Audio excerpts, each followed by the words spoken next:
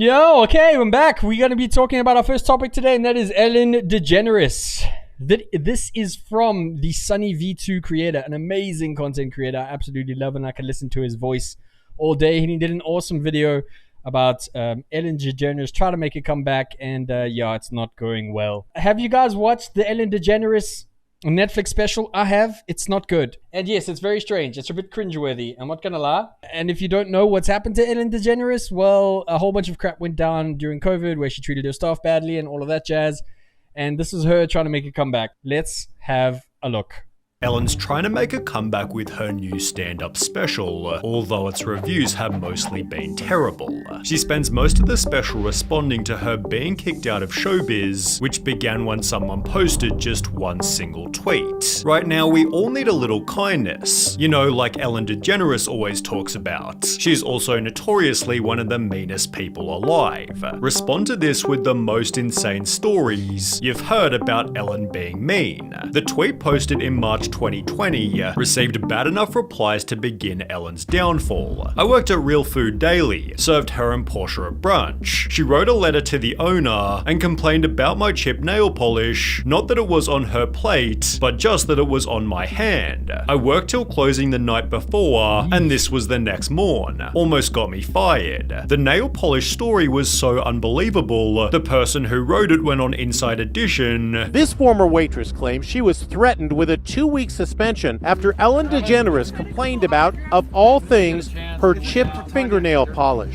I remember just being like, really? But the stories shared back on Twitter were only getting worse. I once worked at Warner Brothers. One day I was in the elevator and Ellen and her entourage came in. Naturally, I held it for her and asked her what floor she was getting on. Her assistant answered 3rd floor. 30 minutes later, I got a call from my boss saying I was fired because I was harassing her. An old friend worked on her a lot and smiled and said good afternoon to her one day, and she became unhinged. Who do you think you are? You don't look at me, yada yada. She said Portia was with her and seemed embarrassed and tried to calm her down. Has forever changed my opinion of her. The responses went on and on and on, all of which being compared to Ellen's classic catchphrase. I always end each show by saying be kind to one another. Audience member Dana DiMatteo then went public with her degrading experience on the show. They tell you, you can't be smarter, funnier than Ellen. She's the comedian and the star, not you. Don't be funnier than Ellen. That's gonna be hard considering she's not that funny to begin with.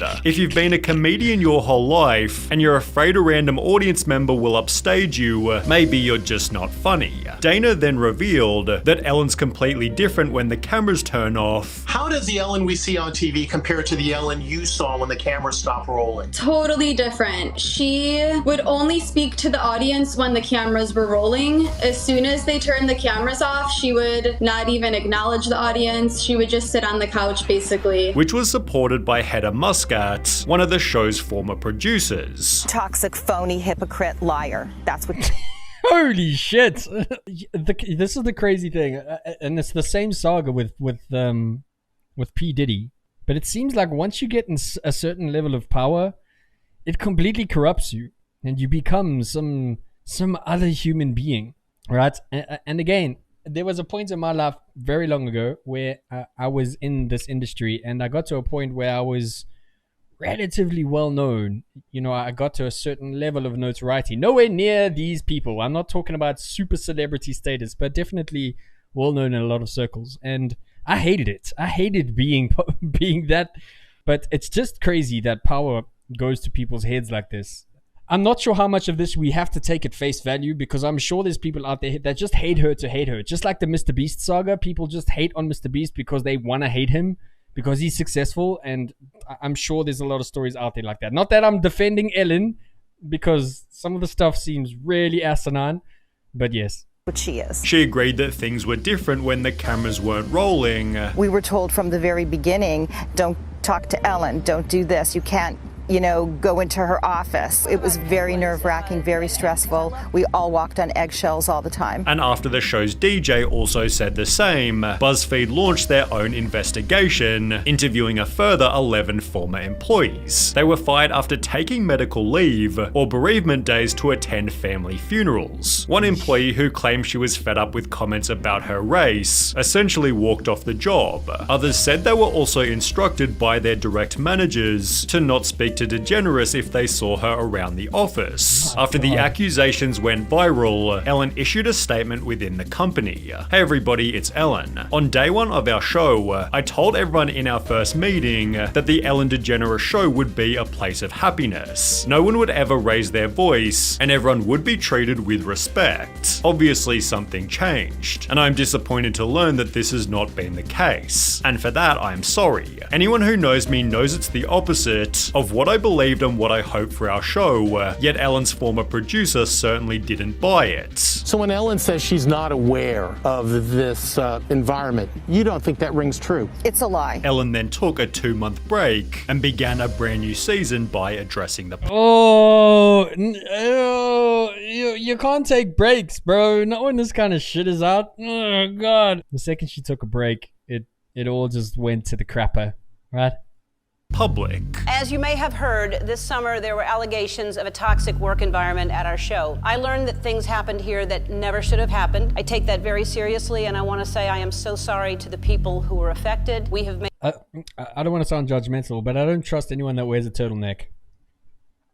I don't know if that's weird, but... made the necessary changes, and today we are starting a new chapter. She'd then make the promise. And I'm committed to making this the best season that we have ever had. Although the ratings said the opposite. Because only 6 months later, the New York Times published, Ellen DeGeneres loses 1 million viewers after apologies for toxic workplace. It explained that Ellen had been averaging 1.5 million viewers over the last 6 months, down from 2.6 million in the same period last year. The show's loss of more than 1 million viewers translates to a 43% decline, representing a steeper drop than any of its competitors. Ellen, as a result, Ellen done? made the announcement. I am announcing that next season, season 19, is going to be my last season. Adding in the Hollywood Reporter, as great as this show is, and as fun as it is, it's just not a challenge anymore. I need something new to challenge me, with her being exposed also clearly having an impact. She'd state the expose destroyed me, honestly. I'd be lying if I said it didn't. And it makes me really sad that there's so much joy out there from negativity. Yeah, but hold on. How can you say that when you were the one spreading the negativity? It's insane, the level of self-righteousness that some people will go to defend their egos. You can't have all the cake and eat it. You can't have your cake and everyone else's cake and eat it and then be shocked when people get upset that you ate all their cake.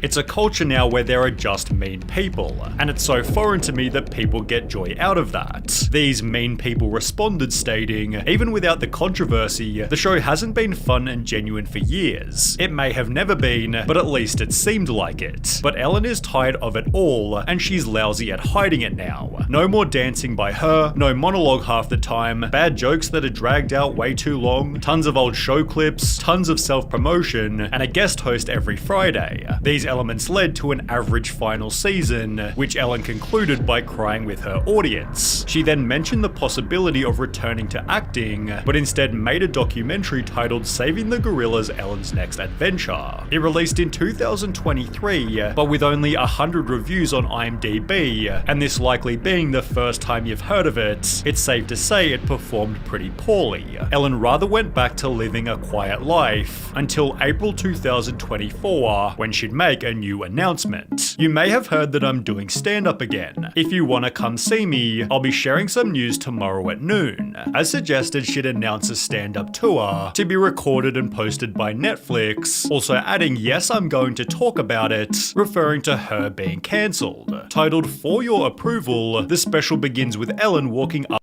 This whole thing just felt like a pity party.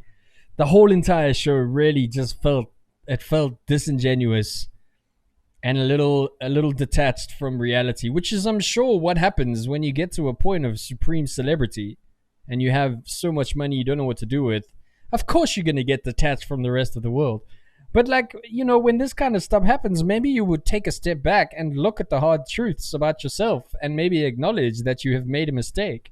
I think everyone's a culprit of that. It's hard to admit that you've made a mistake for anyone to admit that they've made a mistake. But if you can do that, up a flight of stairs, each referencing a headline that ruined her reputation. She acknowledged what's Ellen trying to deal with Hollywood outcast status?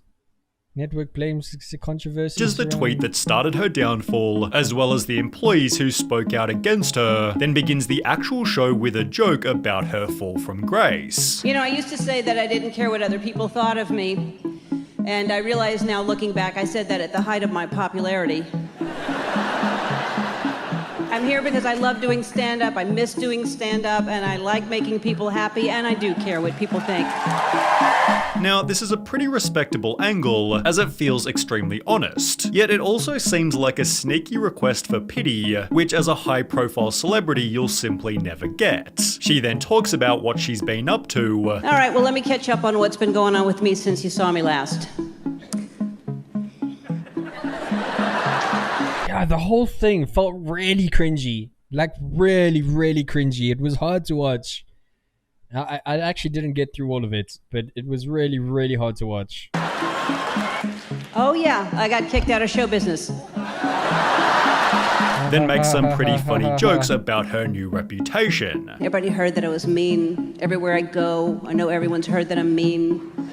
I know when I walk into a restaurant, people are watching, waiting to see if I'll be mean. Oh, look, she's reaching for butter. I thought she was gonna hit somebody. On the contrary, there are some pretty out-of-touch segments. For example, her joking about her car features, which you'd clearly only find in a luxury vehicle. Then there's that one, that button that inflates the back of the seat. You know, the one that makes you feel like you're getting spooned by a pregnant woman. She also makes this out-of-touch What? Half the time I had the pillow over my head because it was cringy. Joke. We're all interested in different things. We're all good at different things. I was talking to someone the other day and they said, Ellen, I don't know how you get on stage in front of people. I could never do that. And I said, well, I don't know how you dry clean clothes. But as an overall, the special isn't terrible. Its audience rating of 5.4 stars feels fairly accurate, although as you might expect, simply because it's Ellen, the articles written about it have been pretty brutal. Ellen DeGeneres' unfunny Netflix special leaves so much unsaid. Ellen DeGeneres lets herself off the hook in self-indulgent Netflix special. Ellen DeGeneres is unapologetic, unrelatable, and totally insufferable in her new Netflix special. They'd write, the problem with For Your Approval, aside from the fact that it's almost never funny, is that it feels so disingenuous, so calculated to rehabilitate an image and preserve that triumph for prosperity. Another article stated it's one of the weirdest stand-up shows in recent memory. Half observational punchlines, half closing argument in a trial, featuring DeGeneres as her own defense attorney. Neither half works on its own. Taken as a whole, it's an— Yeah, you see, you can't do this kind of shit. You get what you freaking deserve. Karma is a bitch. I don't believe in much, but I do believe that karma is a real force. Karma, you know, what we are here to do. What the energy you put out, you get back. We all know what karma is, okay? No matter how powerful you are, no matter how much money you have, karma doesn't give a shit about where you are, what status you have, how much money you have. Karma will find you, and it will enact whatever you've put back into the world. I know this from experience, okay? Exhausting mess. That also adds self-awareness is different from taking responsibility. DeGeneres offers no apologies or even explanations for her behavior, yet in other more favorable reviews, unapologetic was used as a positive. I like the fact that she's rather unapologetic. It's highly refreshing and honest. This extreme divide can be seen by the audience reviews on Google. There's almost an equal amount of 1 and 5-star ratings, a sad representation of the black and white thinking that plagues the internet so heavily today. Just stop. I think you've been doing a show for 19 seasons. That's what's 190. She's probably got so much money. Just enough. Stop it, Ellen. Just either make an apology and go away. Just stop it. Anyway, that was the comeback of Ellen DeGeneres, or should I say the downfall comeback of Ellen DeGeneres.